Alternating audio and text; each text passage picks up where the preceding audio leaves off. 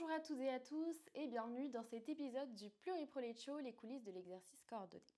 Aujourd'hui, on vous propose un numéro un peu particulier puisqu'on va parler des ESP CLAP et surtout de ce qui peut se passer quand une ESP CLAP envisage de devenir une maison de santé pluriprofessionnelle, une MSP. En effet, de plus en plus d'équipes CLAP se posent la question, est-ce qu'on franchit le cap? Est-ce que ça vaut le coup de se structurer davantage? Et donc pour en parler avec clarté et sans tabou, j'ai le plaisir d'accueillir Anaïs, chargée de mission à l'APMSL, qui accompagne justement ces équipes dans leurs réflexions. Bienvenue Anaïs et merci d'être avec nous. Bonjour Fanny. Bonjour. Alors première question. Il existe différentes formes d'exercices coordonnés et la région Pays de la Loire en a une très spécifique qui s'appelle ESP CLAP. Peux-tu nous expliquer en quelques mots ce que ça signifie ? Oui, alors ESP CLAP, c'est un acronyme qui signifie équipe de soins primaires coordonnée localement autour d'un patient.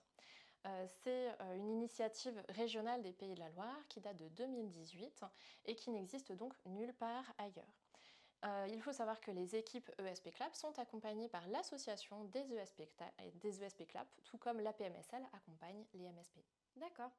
Et du coup, c'est quoi la vraie différence avec une ESP CLAP et une MSP ? Alors, on peut trouver trois grandes différences entre ces deux formats. La première, ça va être la composition de l'équipe. Une ESP CLAP peut être constituée au minimum d'un médecin généraliste et d'un paramédical. A contrario, dans une MSP, on peut trouver au minimum 3 médecins généralistes et un paramédical en Pays de la Loire. Il faut savoir que depuis quelques temps, les ESP CLAP qui sont composés de 3 médecins généralistes et plus ne pourront plus prétendre aux indemnisations ESP CLAP dans les années à venir. Donc un passage en MSP leur sera proposé. Et puis deuxième différence, ça va être le poste de coordination qui est un critère obligatoire en maison de santé pluriprofessionnelle. Et il faut savoir que les missions et les heures allouées à ce coordinateur sont définies uniquement par l'équipe elle-même. Alors le rôle après de ce coordinateur, ça va être de gérer l'équipe, de coordonner l'équipe autour des actions qui sont envisagées, et puis de gérer une partie aussi administrative pour décharger un maximum les autres professionnels de santé de l'équipe. Après, si vous souhaitez en savoir un peu plus sur ce rôle de coordinateur, eh bien n'hésitez pas à jeter un œil sur le Pluriprolate Show, rôle et métier en MSP. Troisième différence, ça va être la gestion financière et les modes de rémunération. En MSP, les montants sont bien plus conséquents et l'enveloppe est fongible. Ça veut dire que l'équipe va recevoir une somme globale et puis va pouvoir l'utiliser comme bon lui semble à partir du moment où ça reste dans le cadre du pluripro et de l'amélioration du parcours de soins du patient évidemment. Là où actuellement c'est l'ESP CLAP qui indemnise chaque professionnel de santé avec un montant bien précis pour une action bien précise, en MSP c'est l'équipe elle-même qui va déterminer l'utilisation qu'ils vont en faire avec des montants qu'ils auront définis au préalable. Pour en savoir, pour utiliser cet argent en interne, il va falloir créer une CISA et là je vous renvoie également au Pluriprolate Show qui porte le même nom. Je vais donner un exemple, Fanny. Par exemple, une équipe qui souhaite se former au premier secours en santé mentale peut tout à fait utiliser une partie de l'enveloppe pour indemniser le temps passé en formation. Une équipe qui souhaite développer un protocole autour de l'obésité infantile, par exemple, peut utiliser une partie de l'enveloppe également pour indemniser, pour financer une partie de la consultation diète pour des patients qui peuvent être en situation de précarité. Voilà, ce genre de choses. D'accord, donc alors si je résume, une équipe plus étoffée, un ou une coordinatrice qui fait le lien, une enveloppe souple à gérer en interne, franchement dit comme ça donne envie. Mais j'imagine que pour une équipe CLAP, ça représente aussi un gros changement dans la manière de fonctionner, non ? Alors oui et non, parce qu'il faut savoir en fait que les actions en ESP CLAP, donc les réunions, les protocoles, les actions de prévention, sont également valorisées en maison de santé pluriprofessionnelle. Finalement, l'ESP CLAP est une porte d'entrée pour démarrer en douceur dans l'exercice coordonné. On peut voir en fait la MSP, la format MSP comme une version augmentée de l'ESP CLAP. Et alors, on retrouve tout de même des actions similaires entre CLAP et MSP, mais l'utilisation de l'enveloppe ACI étant plus souple en MSP, il est possible de mettre en œuvre plus d'actions, c'est ça? Absolument. Donc les ESP CLAP qui peuvent parfois du coup se sentir limités dans leurs actions, eh bien l'évolution en MSP peut être une belle opportunité. Ce qui est important de comprendre, c'est que les ESP CLAP ne partent pas de zéro. Ils ont donc un sacré avantage pour la rédaction de leur projet de santé et puis la mise en route aussi de leur MSP. Finalement, ils ont déjà la dynamique d'équipe est déjà instaurée. Les modalités de RCP sont déjà identifiées.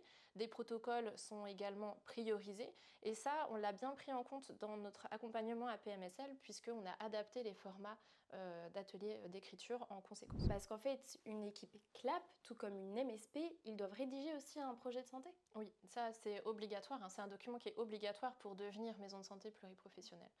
Bien qu'il y ait des similitudes entre les actions CLAP et MSP, le projet de santé va vraiment permettre de formaliser les actions qui sont déjà existantes, hein, déjà réalisées en ESP CLAP, et puis projeter l'équipe également sur les actions que peuvent permettre le développement en maison de santé pluriprofessionnelle. Ça permet en fait de réfléchir collectivement à une feuille de route, à rédiger une feuille de route. On peut comparer un projet de santé à un GPS collaboratif par exemple. L'équipe va devoir réfléchir à différentes étapes qu'il souhaite rejoindre, donc des actions, et puis définir ensemble les chemins, donc le fonctionnement qu'ils devront emprunter pour arriver à ces différentes étapes. Si toutefois le GPS, donc le projet de santé, est trop léger, pas assez détaillé, eh bien soit l'équipe risque de se perdre et de se disperser, soit elle devra régulièrement s'arrêter ensemble pour définir les routes à emprunter et ça risque de démotiver l'équipe et de même faire perdre du temps supplémentaire. Tu as déjà évoqué pas mal d'éléments, mais en fait, qu'est-ce qui va concrètement changer dans le quotidien des équipes quand ils vont se constituer en maison de santé pluriprofessionnelle? C'est ce que je dis depuis le début, hein, il va y avoir beaucoup plus d'actions en maison de santé par rapport en ESP CLAP. Des actions qui seront aussi menées en fonction des besoins spécifiques du territoire et puis aussi des envies des professionnels de santé. Donc si par exemple les professionnels ont une sensibilité environnementale, ils peuvent tout à fait développer une MSP verte. S'ils ont une appétence pour un public petite enfance, ils peuvent imaginer proposer des ateliers autour de la parentalité. Si vous souhaitez vous rapprocher davantage des usagers, eh bien, une co-construction d'un café santé avec des usagers peut tout à fait être possible. En fait, par rapport à ce développement d'action, il va falloir par contre en conséquence travailler, modifier sa façon de travailler et bien distinguer un temps soin et un temps hors soin, même si bien sûr le temps passé au hors soin, entre guillemets, contribue malgré tout à du soin finalement. Deuxième grande différence, deuxième apport de la MSP, ça va être, comme je disais aussi au début, le rôle de coordinateur, coordinatrice. Je ne vais pas forcément revenir davantage sur son rôle, mais en tout cas, ce coordinateur ou cette coordinatrice va également énormément utiliser le projet de santé pour l'aider à guider l'équipe dans les actions et puis à anticiper la programmation de ces actions-là. Il va un peu l'utiliser comme un livre de recettes, si je peux comparer autre qu'un GPS. Un livre de recettes et puis il va l'ouvrir et voir, voilà, à tel moment dans l'année, l'équipe souhaite mettre en place telle et telle action et il va voir du coup les différents ingrédients qui sont nécessaires. Ingrédients étant du coup les outils, les ressources humaines, voilà, le corps de métier nécessaire pour un protocole autour de l'obésité infantile par exemple. Un troisième grand changement, ça va être la nouvelle structuration qui est la CISA. Après, qui dit CISA dit également cabinet comptable et juridique. Vous n'êtes évidemment pas seul pour la gestion de cette société. Et puis, depuis la création de la PMSL, notre ADN est quand même de faire participer les pairs, de mutualiser vraiment les ressources des MSP entre elles et le fait d'échanger sur ce qui fonctionne ou ce qui ne fonctionne pas entre les MSP, les unes et les autres, permet d'alimenter du coup notre propre fonctionnement, le propre fonctionnement des MSP. Et puis, on peut aussi y trouver le système d'information partagé, qui est également un critère obligatoire en maison de santé pluriprofessionnelle. Et là aussi, le grade Pays de la Loire peut tout à fait vous accompagner dans la mise en place et puis la prise en main de ce logiciel partagé. Il faut savoir après que ce logiciel, il peut parfois paraître lourd, pas toujours adapté pour les paramédicaux, mais en contrepartie, il y a quand même un avantage, hein. Ça va être de pouvoir partager des données de santé de manière sécurisée et contrôlée, évidemment. Ça va permettre aussi d'avoir une vision d'ensemble sur les professionnels de santé qui gravitent autour du parcours de soins du patient. Et puis, ça permet aux infirmières, par exemple, de pouvoir avoir accès aux ordonnances que des patients peuvent perdre éventuellement, sans pour autant solliciter des médecins entre deux consultations. Donc voilà, il y a quand même une plus-value. Donc après, il faut faire la part des choses entre le pour et le contre de ce système d'information partagé. Et puis, dernier grand point autour de ce changement entre CLAP et MSP, ça va être l'investissement qui est nécessaire dans ce changement de format. Après, pour devenir ESP CLAP, un changement est déjà nécessaire, un investissement est déjà nécessaire. Hein. Des équipes m'ont déjà parlé du fait que quand ils sont devenus ESP CLAP, ils avaient déjà cette crainte de devoir s'investir et donc réduire du temps de consultation, etc. Et finalement, ils ont réussi à trouver leur équilibre en devenant ESP CLAP. Et maintenant qu'ils se sentent un peu à l'étroit dans ce format, ils réfléchissent à évoluer en MSP et de nouveau cette crainte réapparaît, et ce qui est totalement légitime puisque le temps à investir n'est pas quantifiable et puis est très variable d'un individu à l'autre. Et alors, qu'est-ce qu'on en tire justement de cet investissement ? Eh bien, en fait, au vu déjà de la situation sanitaire actuelle, au vu de la pénurie des professionnels de second recours et puis des établissements médico-sociaux, hein, on observe quand même une recrudescence des cas complexes dans la patientèle des professionnels de premier recours. Et donc, le fait de travailler en pluriprofessionnalité permet de ne pas se sentir isolé, de ne pas s'en sentir seul dans cette prise en charge lourde, de également harmoniser les pratiques, de mutualiser les ressources, hein, les contacts qui sont de véritables ressources. Et puis le fait d'avoir un regard pluripro permet aussi vraiment d'avoir certaines clés de compréhension qu'on n'a pas forcément quand on travaille de façon isolée. Justement, tu parles du manque de professionnels de second recours, mais on voit bien que même les professionnels de premier recours sont saturés. Oui. Et est-ce que travailler en MSP changerait quelque chose ?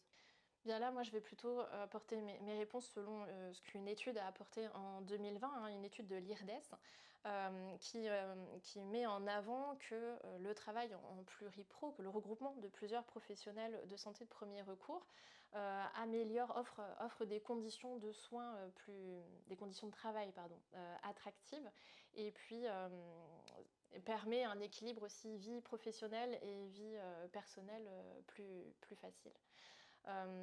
Elle met en évidence aussi cette étude que des professionnels de santé sont bien plus attirés. Il y a un attrait pour ce modèle pluriprofessionnel. Et puis les médecins généralistes prennent également plus de patients dans leur file active du fait de cette prise en charge pluriprofessionnelle. Et donc, imaginons qu'une ESP CLAP souhaite sauter le pas de devenir MSP. Quelles sont les prochaines étapes ? Bien, il faut savoir qu'à la PMSL, on travaille déjà à adapter des outils pratiques pour les ESP CLAP. Et puis, on a par exemple développé le diagnostic Flash, qui est plutôt un bon point de départ pour entamer la réflexion à devenir MSP. Et puis sinon, il ne faut vraiment pas hésiter à nous contacter, à nous envoyer un mail, nous passer un petit coup de fil. Nous, on sera ravis de répondre à toutes les questions et toutes sollicitations. Et puis promis, on ne vous harcèlera pas par la suite. Et puis si toutefois vous souhaitez poursuivre votre réflexion, vous pourrez tout à fait intégrer un atelier d'écriture pour rédiger votre projet de santé. Ouais. Après, c'est vrai que je parle quand même beaucoup de la PMSL, je parle beaucoup de l'accompagnement à devenir MSP de la PMSL, mais je tiens vraiment à préciser que ce n'est pas notre seule mission et qu'on accompagne aussi les MSP qui sont déjà constitués pour les soutenir dans leur fonctionnement au quotidien. Eh bien Anaïs, c'est désormais la fin de cette interview. Merci beaucoup pour toutes ces réponses très éclairantes. Et également pour information, vous allez pouvoir retrouver notre épisode sur les MSP en barre d'infos ou alors sur notre chaîne YouTube. On vous dit à très bientôt pour un prochain épisode.